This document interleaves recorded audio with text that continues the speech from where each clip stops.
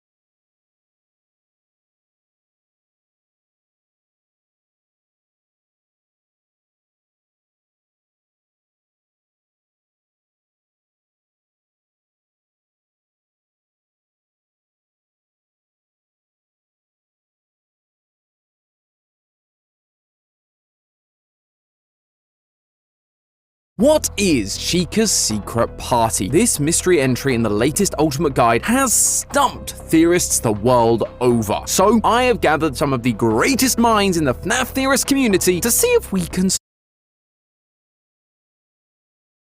solve it. The truth is, we need your help.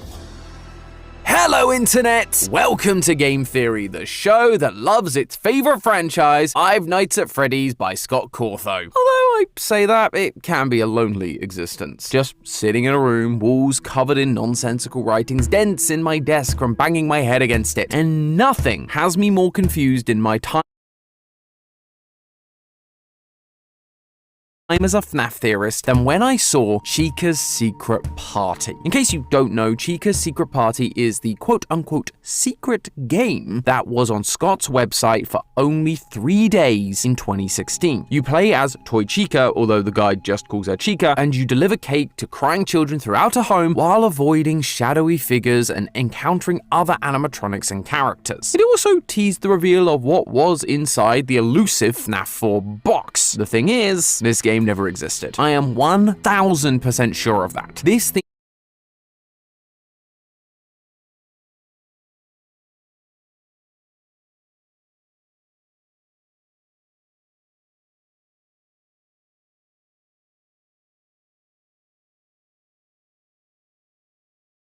supposedly came out in 2016, around the time of Sister Location. You know, the time where we were checking Scott's website daily to look for hints. The pages were leaked before release though, and immediately people jumped to the conclusion that this book was AI generated, and that this was just one of many mistakes. The way it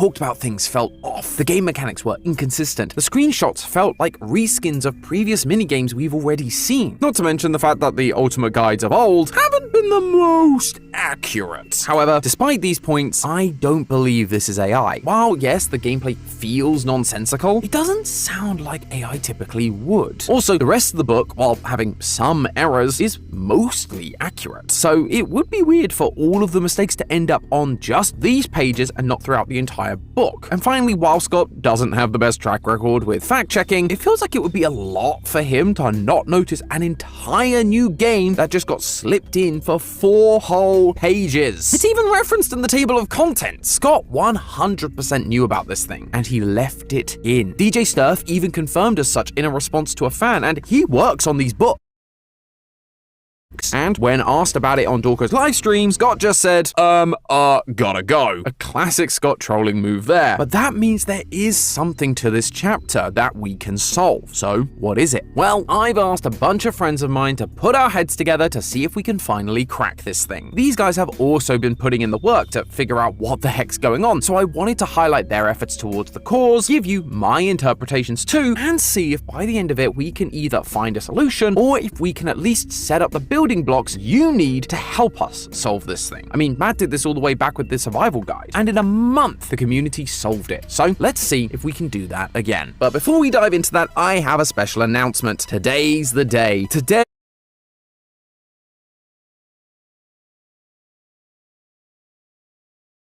I've already given you guys a rough overview of this thing, but as I know, many of you don't buy these books, and I do because I'm clearly a masochist. So let me tell you guys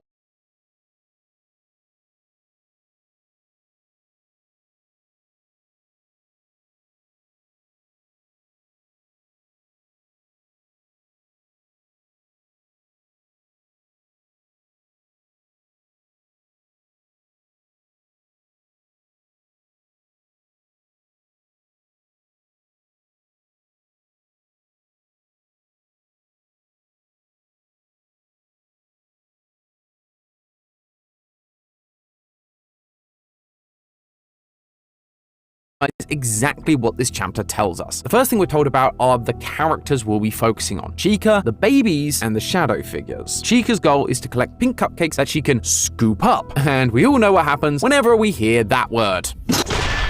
Throughout the levels, Chica is to deliver these cupcakes to crying babies to make them happy. The more babies she makes happy, the more they power up her life force, giving her special abilities. Again, some strange choice of words. Life force in this franchise feels connected to Remnant in some way, the mysterious soul goo that Afton used to power up the Funtime animatronics, and would tie back to the Scoop comments. In the FNAF 2 movie, we also saw that the toy animatronics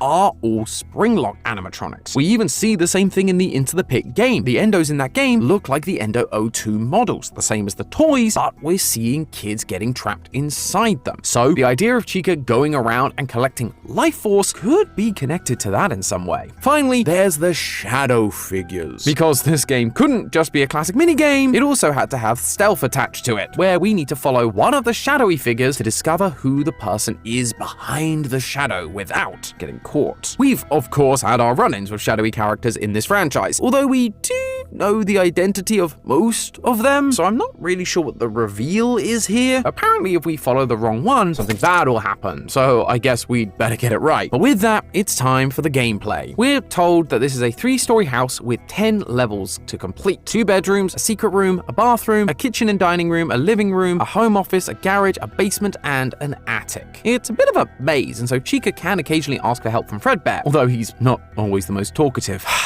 Makes sense. Nothing could ever be truly helpful in this franchise. The basement is filling up with water and you have a 3-minute timer to feed the babies. Do it and they rise with the water up to the top and escape out the window. Children ascending after Chica makes them happy and gains their life force?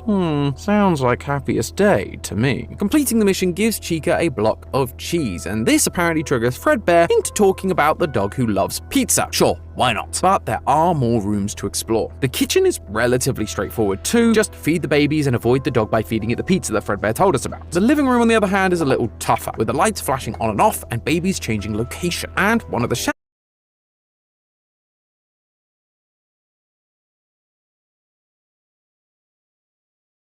figures trying to catch you in the darkness. In the master bedroom, Golden Freddy guards 2 cupcakes, but you need to obtain and offer him his black top hat to retrieve them. In the kids' bedroom, Chica has to pick up all the toys to gain a cupcake, but if you do both bedrooms, you unlock a secret room, a golden key, and a Snoop inside the FNAF 4 box. That stood out as interesting to me because 1, Scott said he didn't fully know what was in the box just a couple of years ago,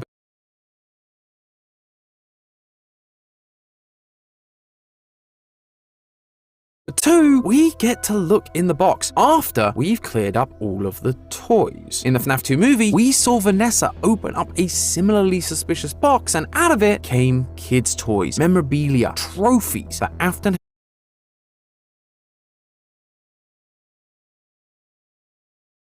had collected from each of his victims. Could that be what was inside the box all along? I think it was John FNAF who actually theorized about that a little while ago. Anyway, we are then told about the office, which contains a mini safe and a strange grey man working at a desk. If you get the safe code, the grey man warns you about the thing under the bed. So it seems like these levels might be out of order. I mean, we just did the bedroom with Golden Freddy under the bed. Weird. There's also a bathroom where Chica must drain the bathtub, which it specifically calls out has floating duck toys in it. If you drain it, you get a cupcake as well as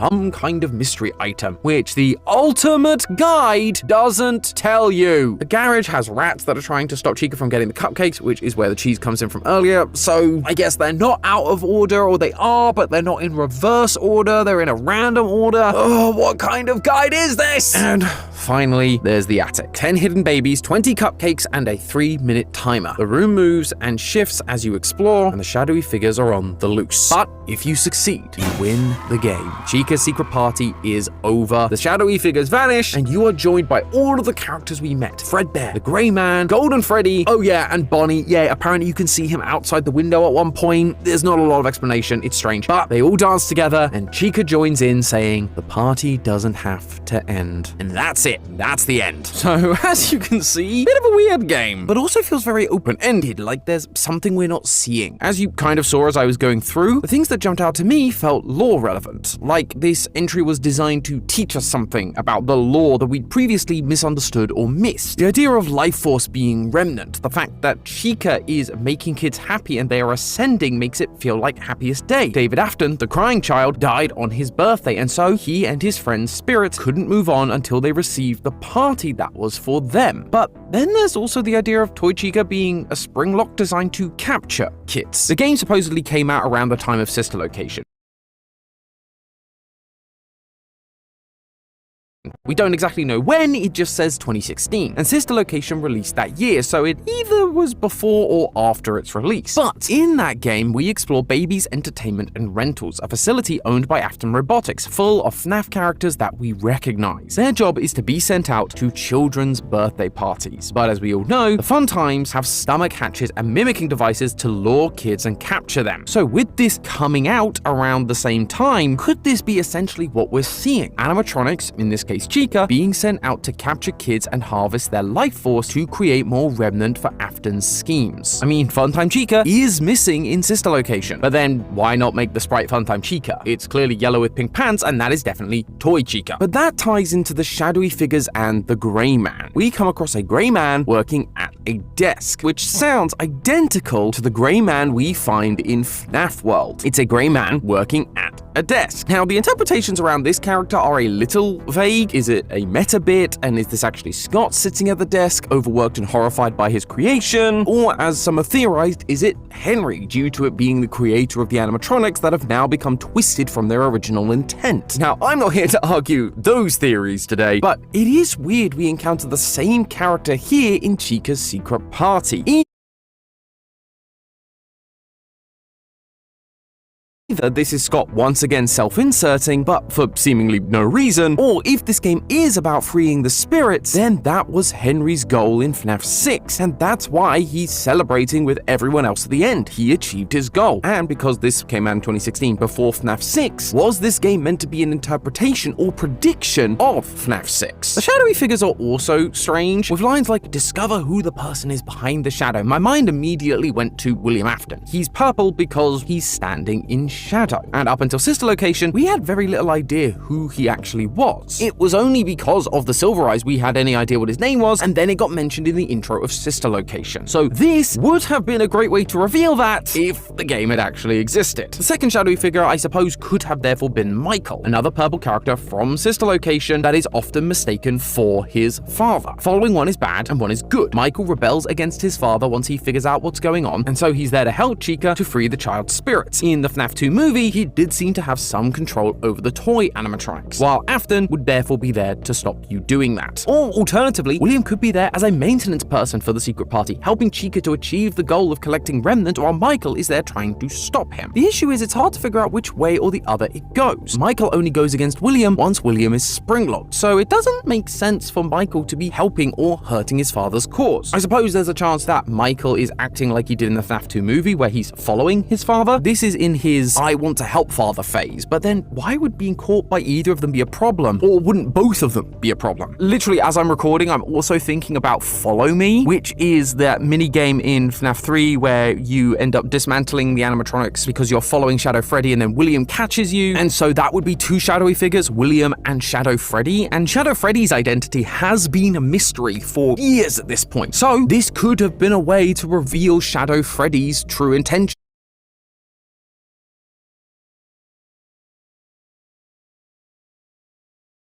and how the Follow Me mini-game works, again tying into these spirits being trapped and being released. But that only works if the game came out. With what we have, it doesn't feel like we get enough information to solve anything. I felt really stuck. Fortunately, I'm not the only one, and so this is where I want to introduce some of the other methods that have been used to try and solve this thing. TDreads, for example, had an alternative way to interpret the characters we're seeing on screen. Well, hello there, theorists. Always wanted to do that. Thanks for having me. But you see, Tom, while you were focusing on the interpretation that William Afton is one of the Shadow Men, you took another character very literally, Chica. Of course, we could say Toy Chica is Toy Chica, but if we go a level deeper with our interpretation, we've seen Toy Chica be interpreted as a stand-in for William Afton. Also, in Ultimate Custom Night, we have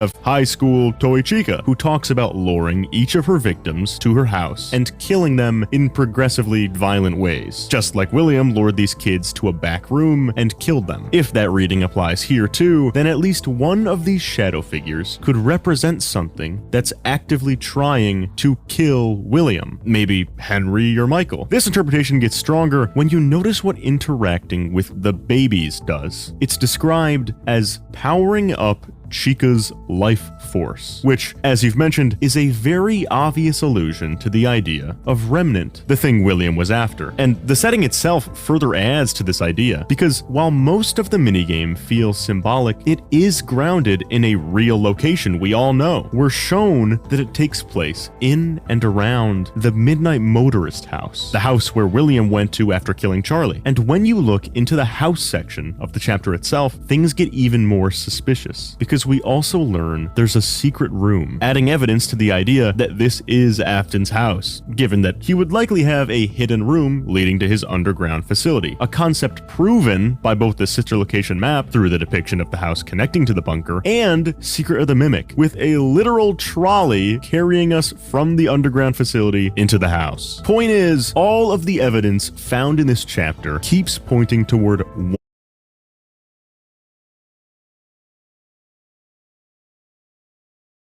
one person, William Afton, his house, him extracting life force, the box. Like high school Toy Chica, he lures victims back to his house, and there he can extract the remnant. But even after identifying all this, we have nowhere to go with it, and we reach the end of our rope. As you can see, another fascinating interpretation of what we're seeing, but also another dead end as for what it's supposed to solve. And speaking of the FNAF 4 house, the box. Rye and I spoke about this on Rye's podcast, and they specifically pointed out that Chica goes to a house in the Fazbear Fright story Coming Home, where there is a secret room which contains Susie's stuffed toy, allowing her spirit to leave the house and move on with Chica. Could this toy box contain David Afton's favorite childhood toy, psychic friend Fredbear? Pause for sting.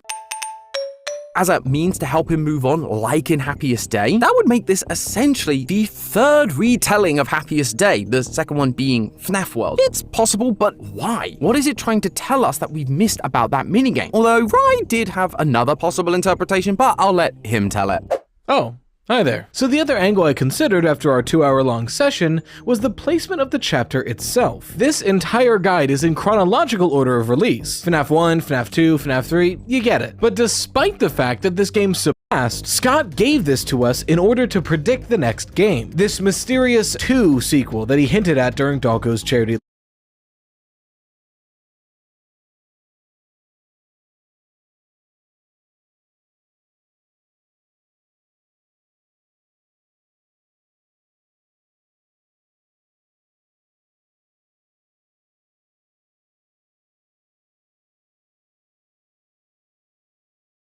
live stream. We also have a bunch of babies in this game. I think we counted nearly 30. We've never had a number that big before. And I also think you're right about the Life Force Remnant connection. So by combining those ideas, you get the Blob. This thing has been around since Security Breach, but like many things, we don't have an explanation for it. We've theorized that it's full of Remnant and maybe agony of a bunch of missing kids due to all of the different animatronics that are a part of it, but nothing really to connect it to. What if Chica's secret party is reminiscent of Happiest Day because it's meant to be a new Happiest Day, one that helps set free all the souls still trapped in the Blob?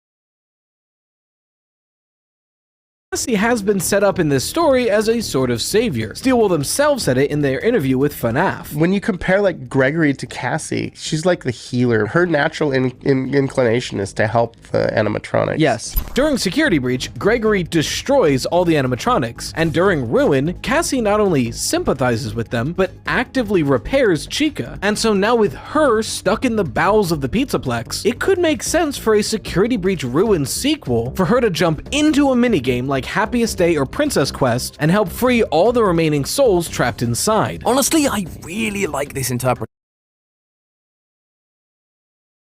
purely because it answers the whole what is the point question. It gives us a definitive out, but then is it satisfying? Ryan and I have gone back and forth on this because yes, it would solve the blob finally, but it's a lot of attention to draw to a character who we have no idea how important they are. Plus, we both admit it's kind of clutching at straws trying to find meaning, which is why Gibby and Unwithered Truth took a different approach to solving this thing. Rather than trying to theorize their way out of a hole, they instead treated it like an ARG. They believed that there were puzzles hiding in the language or images that could lead us to the answers we seek. Gibby even did a 5-hour live stream trying to break this down. Put mine and Rye's 2-hour podcast to shame, but well, I'll let them explain how that went. Thanks, Tom. I personally think the puzzle is about the FNAF 4 box. It's been about 2 years since Scott told Daco that the FNAF 4 box was a dangling plot thread, and I think it's a very Scott thing to do to make this little ARG for us to solve the box after all these years. The fake game in this book supposedly came out in 2016.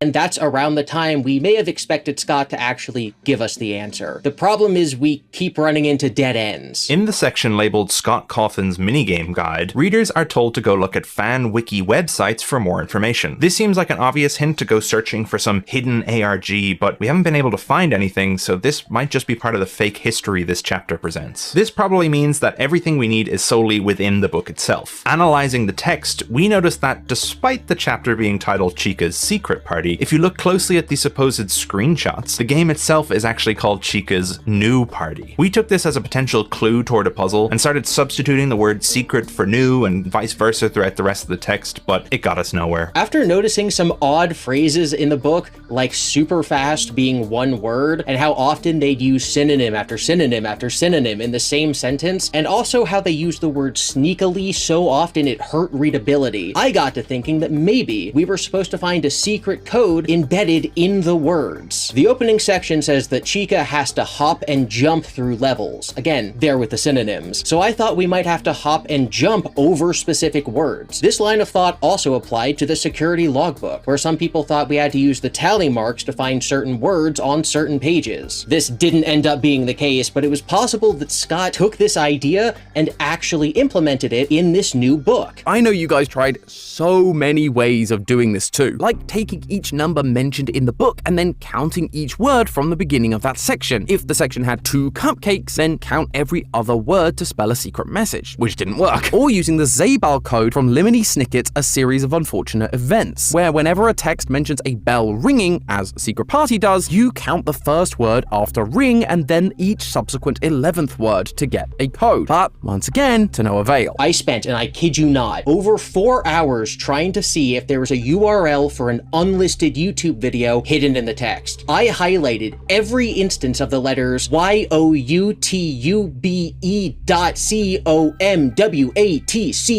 and I found nothing, and I gave up because there were 0 slashes in the text. In a cryptic live stream, DJ Sturf, who again contributed toward this book, recommended people go to a library and scan these pages. So Gibby took his physical copy of the book and tried holding pages up to the light, checking to see if there were secret messages or hidden overlaps between pages. We hoped maybe the numbers in the corner of the screenshots would become more visible and reveal something, but nope. The book mentions how shadows are important and that we should follow them, so we specifically checked the next chapter, which would be this section's shadow, for secrets, but we didn't find anything there either. We tried to find each location mentioned in the chapter and assign it to a different room across the FNAF franchise. So the bedroom could be the bedroom from FNAF 4. The room with the man at the desk could be Deskman's house from FNAF World. There's one screen that seems like it could be the same as one in Mangel's Quest. You can tell because there's windows in the background. So maybe those are the same room. We tried to make a layout of the house from Chica's secret party using other rooms from across the franchise, and it doesn't work. Since Chica's secret party is after Help Wanted 2, but before Secret of the Mimic, which is where the Into the Pit game should go, a game that doesn't even get its own chapter despite being featured on the front cover, I thought this was a clue that we should look into Jeff's Pizza from that game. And I looked at the layout of that restaurant, and you can do absolutely nothing with it. Since this minigame is all about feeding babies cupcakes, I looked into the minigame from Sister Location where you have to feed kids cupcakes in a certain order, and thought maybe you could apply that order to the book's order, but it doesn't work. None of this works. I think the problem isn't even finding puzzle pieces that might work together. I mean, there's plenty of things to try, but the issue is not knowing where we're supposed to input those pieces. The survival logbook, for example, is entirely self-contained. The Cassidy word search hints that you're supposed to input the my name clues into it, whereas this book has absolutely no clear guide as to where to look or what to do if there is indeed a puzzle. Absolutely. It's also tough when previous mysteries like the Mimic literally couldn't have been solved until the release of Secret of the Mimic. There just weren't enough answers given to solve that mystery before the reveal. And a lot of people think similarly about Chica's secret party, because for all we know, it could be a mini-game in an upcoming sequel, or whatever the code is could translate to something within that game, maybe a pathway or a code within a program. But right now, it's just useless information with no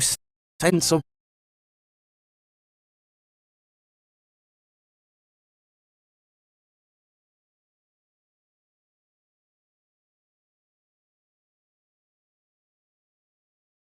when we'll ever get the answer. And because of that, as well as everything you've all said, I think the community is just tired. The logbook came out during the height of FNAF excitement, and while the lore was always confusing, there wasn't so much that it felt impossible. Whereas now, post-security breach, things feel more confusing than ever. While Secret of the Mimic has done a bit to fix this, giving us clear answers about Edwin and the Mimic, there's still a lot we don't understand. And that's frustrating. The fan base is tired. They want answers. We want answers, not more mysteries that are even more cryptic. All of that may be why people haven't flocked to solve this thing the same way. People are tired of trying to solve this 12-year-old franchise. But the thing is, this community is amazing. The amount we've solved over those last 12 years is incredible. The fact that we understand any of the story is a testament to that. So we want to ask you all, let's put our differences aside and band together one more time. This is the most obvious clue to a mystery that Scott has ever given us, and I am certain there's an answer in here. We've given you the foundations to work with. There might be things we've missed, or we might have the right clues but have solved them incorrectly. Either way, we need the thousands of minds in this community to find those gaps and put the pieces back